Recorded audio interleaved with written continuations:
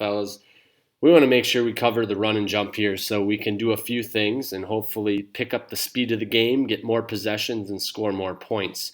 It'll also lead to more exciting basketball and hopefully some more playing time. In any case, let's go over the goals of run and jump. The goals here is to make sure we play 94 feet of basketball the whole way. So after we make a basket, they will take the ball out of bounds, and likely they set up in 5 spots just like so. What we want to make sure we do is we're in position. We never ever get beat deep.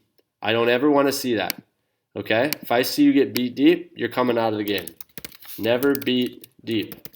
So the rule of thumb is this. If your guy goes back, you're going with him. Okay? I don't care where you are on the court. Your guy goes back, you're going with him. All right? We're not going to get beat deep and give up a layup. We're going to make them work for it. All right. Let's imagine now that the ball gets into play. All right? We're going to let them catch the balls in these spots. I'm going to draw it out here in purple. These are our key spots right here and right here. So we want them to catch that. The moment they catch there, here's the guy with the basketball. We want to close off any sideline penetration. We do that. We learned in practice this week that any bad basketball player can make a play. So we're going to close off this side right here, and we want to force them to the middle. And what this is going to do is get us in a position where we can create a jump switch. All right? Jump the dribble, switch guys defensively. So the ball was passed here. Likely they send this guy up the middle. And as that happens, we got to be to the gap quick and make sure we don't get face cut. If that guy tries to face cut, we jump to that, and we follow them back all the way down the court. Okay? If this man has the basketball, this guy is going to all of a sudden defend on the line, up the line, right there. In case the pass comes this direction, we can get a deflection or a steal. This man immediately would jump off into the gap to help, probably somewhere there. Close enough to your man to where if it's thrown to him, you can pick off that long pass. This man immediately falls to the gap and is going to be the jump switch man. So, on the dribble penetration to the middle, which we're giving them, we're going to jump switch. And this man is going to be on that guy. All right, so he's still got the ball right there. And this man slides with the dribble right off into this position. And he's always looking for his teammate. Because as that jump switch happens, we've got our hands high. We're forcing a bounce pass or a really high lob pass, which is slow. And this guy has a chance to rotate up and intercept the pass and go to the bucket.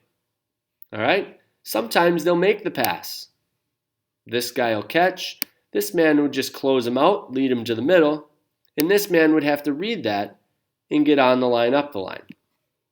Our second defender in the backcourt would then rotate over here into the center to intercept this pass, which we don't let happen.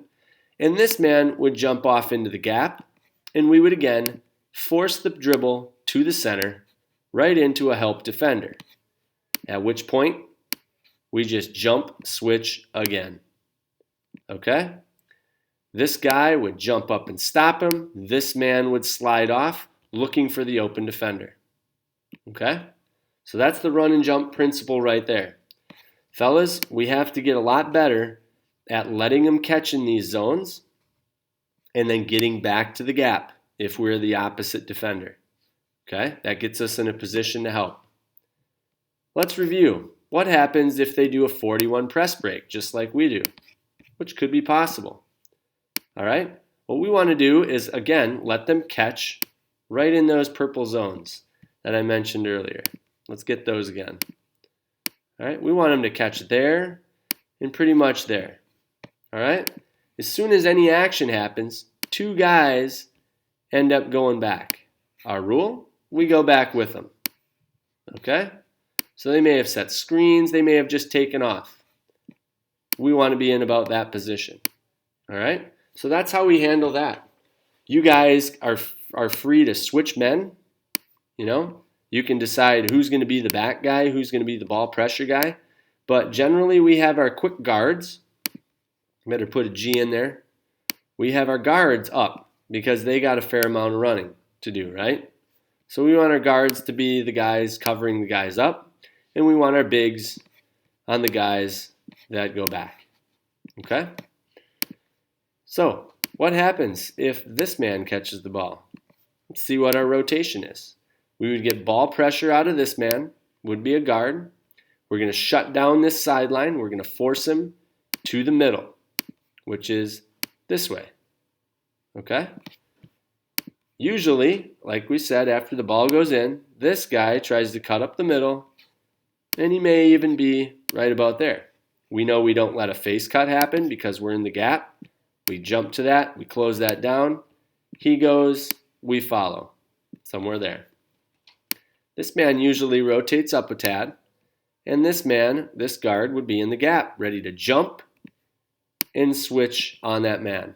All the while, this guard follows him on the dribble and slides off, and he's got a decision to make. He's got to be looking. Did his teammate come up and rotate? If so, this guard would go back and switch. If he didn't, and this guy stayed put, this man here stays put, and the pass was made that direction, this guy would just close him out, lead him to the middle, so that we can again run and jump from that spot, okay? Which would be here. All right, we jump up, shut the door, and look to get a rotate up from the backcourt and a steal. Fellas, hopefully that helps clear up any ideas or questions you might have about run and jump defense. If you have any other ideas or questions, concerns, let me know. But we want to pick up the pace of the game. We want to definitely attempt to rotate up from the backcourt and get some steals, and if not a steal, a deflection. Fellas, one last thing. When we're in run and jump, we never steal a dribble, only steal a pass. Okay? This is going to keep us out of foul trouble and hopefully get us some deflections, steals, and ultimately more points, and hopefully a W.